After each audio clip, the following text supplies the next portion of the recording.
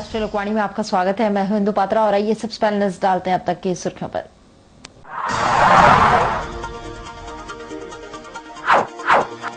जिला पुलिस के हाथ लगी बड़ी सफलता, अलग कांडों के 5 अपराधियों को किया गिरफ्तार।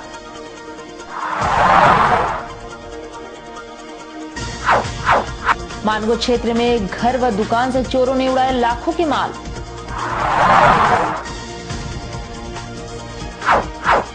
और जुबली पार्क के तालाब में दोबारा मर रही है मछली।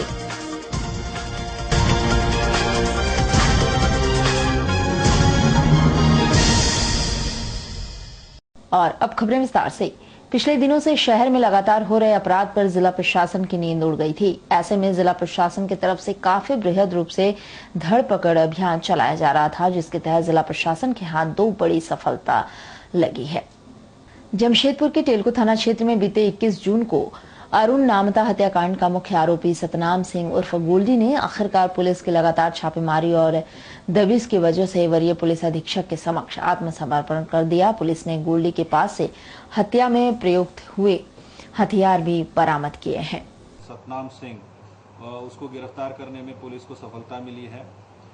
इस पूरे जो हत्याकांड को बहुत ही चैलेंज के रूप में लेकर पुलिस जमशेदपुर पुलिस के द्वारा एक विशेष टीम गठित की गई थी, जिसमें कि 6 पुलिस पदाधिकारियों को रखा गया था और उस टीम ने पूरा ये कार्य करते हुए सतनाम सिंह उर्फ गोल्डी को अरेस्ट किया है। वेपन ऑफ ऑफेंस जिससे इस हत्या को अंजाम दिया गया था वो हथियार जब्त किया गया है। इसके अलावा जिस कार से भागने में सफल रहा था उस कार को जब्त किया गया है। उसके अलावा और एक लाइसेंसी वेपन जब्त किया गया है जो उसके पास से मिला है। टीम को हम लोग ने सूचना के आधार पर मुंबई भेजा था। इसके अलावा मुंबई और दिल्ली और पंजाब की पुलिस से संपर्क करके जो गोल्डी है उसके सारी तस्वीरें हम लोगों ने भेजी थी और जितने भी एयरपोर्ट्स, रेलवे स्टेशन और जो भी आने जाने के मार्ग है, जितने भी रास्ते में जो टोल नाका इत्यादि पड़ते हैं, सभी पर हम लोगों ने अपने सूत्रों के माध्यम से चेकिंग अभियान लगातार जारी रखा था। इसके अलावा जो टीम मुंबई गई थी उसने मुंबई में जो संभावित ठिकाना था जहां पे उसके छुपने की हम लोगों को खबर थी, वहां पर छापामारी की और छापामारी करने के पश्चात जो है उससे कुछ घंटे पहले ही वो वहां से निकला था और यही जो लगातार दबिश पुलिस के द्वारा लगातार बनाई गई थी उसी की वजह से आज प्रातः उसने मेरे साथी है प्रीति जायसवाल, उसको भी पुलिस ने अपनी हिरासत में लिया है और उससे पूछताछ जारी है।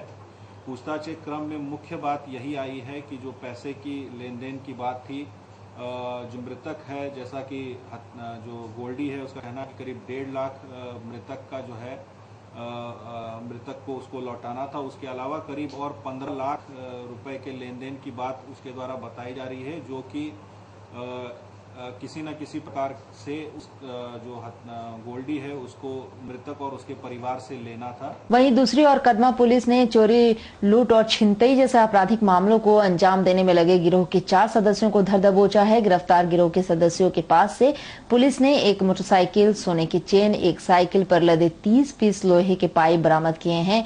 एसएसपी के मुताबिक छिटपुट बढ़ती घटना पर अंकुश लगाने को लेकर गठित टास्क फोर्स की टीम को यह सफलता मिली है। पिछले कुछ दिनों से जो है जमशेदपुर के कई एक क्षेत्रों में चेन स्नैचिंग के संबंध में कुछ सूचनाएं हो रही थी। उसमें से कई मामले थाने तक नहीं पहुंचे, लेकिन ऐसी सूचना प्राप्त हो रही थी। उसी क्रम में जो है इस संबंध में एक विशेष टास्क फोर्स बनाया गया था, जिसके द्वारा ये एक गिरोह को गिरफ्तार किया गया है, जिसमें से 4 त्रिनाथ कुमार, राजकुमार बहादुर, अमित शाह और चंद्रशेखर प्रसाद, इन सभी को गिरफ्तार किया गया है। और मुख्य रूप से ये इनका कोई क्रिमिनल हिस्ट्री रहा है, लेकिन ये एक तरीके से जो यूथ है जो कि अपनी छोटी छोटी जो आवश्यक उसको पूरा करने के लिए ये लोग इस तरह से काम में अपना इन्वॉल्व हो रहा था और इनके द्वारा कुछ चेन स्नैचिंग की बातें जो कार की है और इसके अलावा जो है बर्गलरी, हाउस गलरी में भी इनका हाथ रहा है और अभी एक कदमा में ही एक घर को इन लोगों ने टारगेट किया गया था, लेकिन उससे पूर्व ही थाना प्रभारी द्वारा ये पूरे गिरोह को गिरफ्तार किया गया और इनके पास से करीब 30 लोहे का पाइप, साइकिल, मोटरसाइकिल और कुछ चेने, सोना का चेन इत्यादि बरामद किया गया है। और इस गिरोह के पकड़ा जाने के बाद हम लोग अभी इस तरह के जो अन्य गिरोह हैं जो कि इस तरह की शहरी क्षेत्र में घटनाओं को अंजाम दे रहे हैं, उनके खिलाफ कार्रवाई कर रहे हैं और जल्द ही जो है इस तरह की घटनाओं पर अंकुश पाया जाएगा। और उधर मानगो थाना क्षेत्र के शहर सिटी के समीप बीती रात चोरों ने एक मकान की खिड़की के जरिए घर में प्रवेश कर लाखों के आभूषण चोरी कर लिए गए। वहीं पास के एक मोबाइल डिस्ट्रीब्यूटर की दुकान से ताले तोड़कर 2.5 लाख के मोबाइल और चॉकलेट के कई डब्बे ले उड़े, जिससे लोग हैरान और परेशान हैं। बताया जा रहा है कि चोरों ने आधी रात के बाद घटना को अंजाम दिया, जिसमें मकान के में रखे अलमारी तोड़कर पूरा आभूषण वहां से ले गए। वहीं आभूषण के डब्बे एक खुले मैदान में छोड़ दिया गया, जबकि घर के पूरे सामान तहस नहस कर दिए गए हैं। वहीं दूसरी घटना में मोबाइल के थोक विक्रेता की दुकान में रखे लगभग 40 से ज्यादा मोबाइल और चॉकलेट के डब्बे लेकर चंपत हो गए। वहीं कई चीज वहां नहीं भी पाया गया है, जिससे लोग चोरी के आतंक से घबराए और सहमे हैं। वहीं पुलिस छानबीन में जुट गई है। जी, यहाँ चोरी हुआ है। सुबह हमको 8 बजे के आसपास पता चला। एजेंसी है हमारा, मोबाइल का है, सुहाना मसाला का है, स्नीकर्स चॉकलेट का है। क्या क्या क्या चोरी किया? स्नीकर्स का कुछ पैकेट कम नजर आ रहे हैं, अभी गिनती चल रही है, और मोबाइल करीब 40-50 पीस गया है। और सही है, उसमें कोई हाथ नहीं लगाया गया। चॉकलेट्स में लगाए हैं उन लोगों ने, और मोबाइल लिया है। 2.5 लाख के आसपास का होगा अंदाजन। आभूषण ले गया सोने।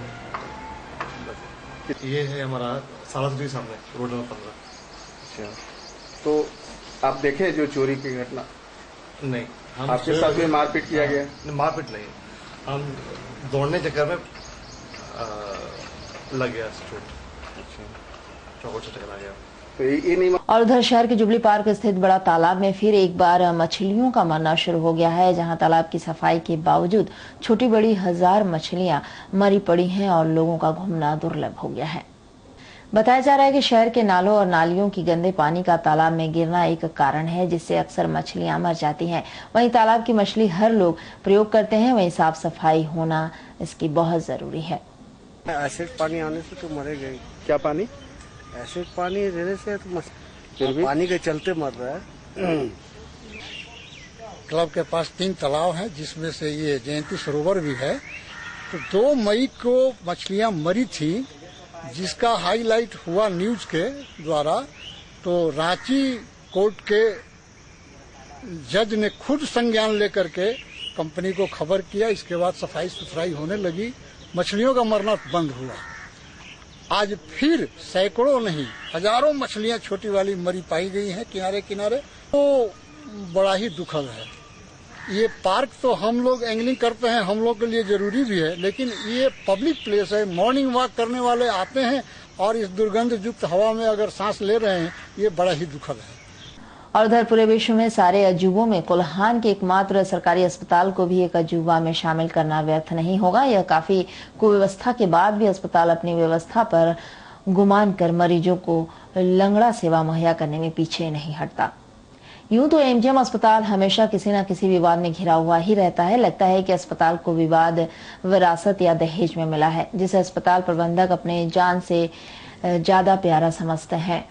और अगर यदि अस्पताल से विवाद का पतन हो जाएगा तो अस्पताल की पहचान की भी पतन हो जाएगी। पिछले कुछ माह से अस्पताल के सर्जिकल वार्ड, आर्थो वार्ड व ईएनटी के मेजर ऑपरेशंस कक्ष में पानी की आपूर्ति नहीं हो पा रही है, जिससे मरीजों के ऑपरेशन में काफी परेशानी हो रही है।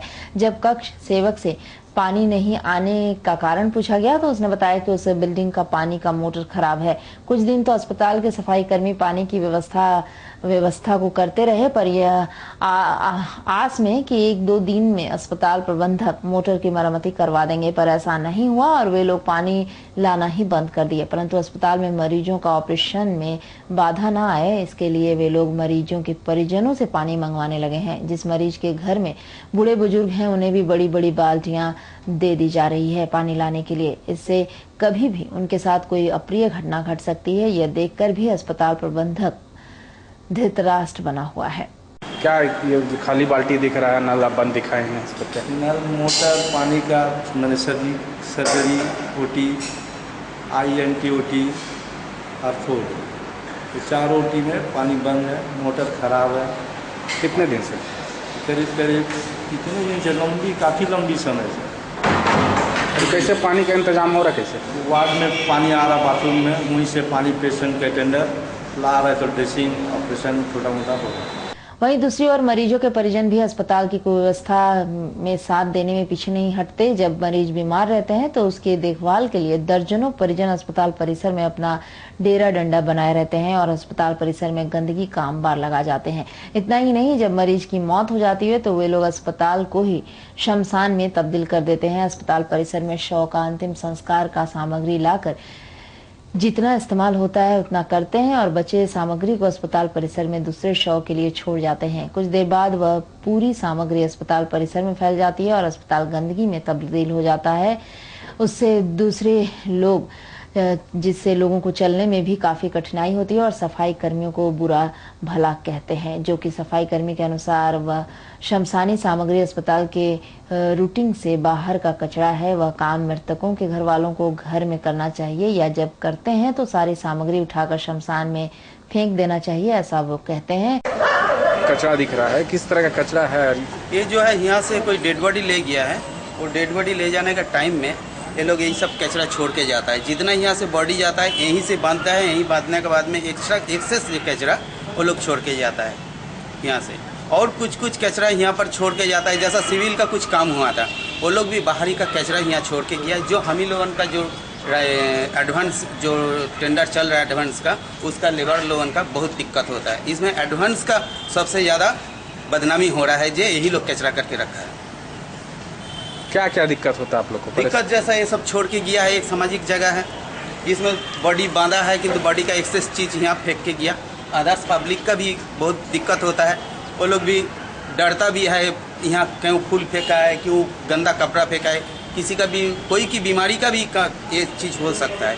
वो बीमारी को लेके यहाँ नहाता भी है, बॉडी बांधने के बाद में यहाँ नहाता भी है, जहाँ पर माने 100 मरीजों का आदमी लोग सब यहाँ से पानी ले जाता है, वो पानी पीता है यहाँ पर, किंतु इसमें कोई कुछ बोलने वाला ही नहीं है यहाँ पर। इस व्यवस्था के बावजूद भी अस्पताल के पैथोलॉजी सेंटर के टेक्नीशियन अपने को शहर के आधुनिक अस्पताल से कम नहीं समझते, जबकि पैथोलॉजी सेंटर का लगभग 60% टेस्ट बाहर से ही होता है और आए दिन मरीजों के परिजनों के साथ बकझक होती रहती है। पर पैथोलॉजी सेंटर में फुल ऑटो एलाइजर दोबारा शुरू होने से टेक्नीशियनों का कहना है कि वे लोग इस मशीन के शुरू होने से किसी बड़े अस्पताल के मुकाबले कम नहीं है। इस मशीन में 13 प्रकार के बायोमेडिकल टेस्ट किया जाता है और एक बार में लगभग 100 मरीजों का टेस्ट 1 घंटे में हो जाता है। यह मशीन 2011 में 55 लाख की लागत से मंगाई गई थी, लेकिन 2 वर्ष तक भी चली। उसके बाद भी मशीन में खराबी आ गई, फिर दोबारा मशीन का मरम्मती करवाया गया, जिससे यह मशीन पैथोलॉजी सेंटर के लिए काफी मददगार साबित होगी। फुली ऑटो एनालाइजर है, इसमें बायोकेमिकल टेस्ट की जाती है। 13 तरह का टेस्ट और केमिकल उपलब्ध है, इसका टेस्ट चल रहा है। किस तरह का टेस्ट होता है? जैसे में sugar, urea, creatinine, bilirubin, HEPT, HEOT, alkaline phosphatase, uric acid, TG cholesterol वगैरह की जांच शुरू की गई। मशीन 2011 में लिया गया था, जुलाई 11। कितने का होगा इसका लागत? लगभग 50 से 55 लाख। और इतने दिन के बाद क्यों चालू किया? इसके पहले भी चला है। कितने बार? इसका पहले 2 साल चला, बीच में तकनीकी खराबी के कारण। बहरहाल इस सरकारी अस्पताल की इतनी बड़ी उपलब्धि को देखकर यह नहीं लगता है कि यह अस्पताल एक अजूबा से कम नहीं है। खैर, इस अस्पताल को देखकर यह कहा तो जरूर जा सकता है कि पूरे स्वास्थ्य विभाग में 100 में 90 बेईमान, उसके बाद भी मेरा MGM अस्पताल महान। जमशेदपुर से राष्ट्रीय लोकवाणी के लिए संजीव शर्मा की रिपोर्ट। और अब चलते चलते एक नजर अब तक की सुर्खियों पर।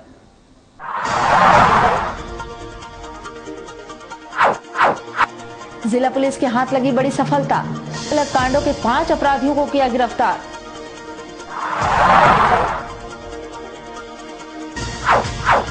मानगो क्षेत्र में घर व दुकान से चोरों ने उड़ाए लाखों के माल।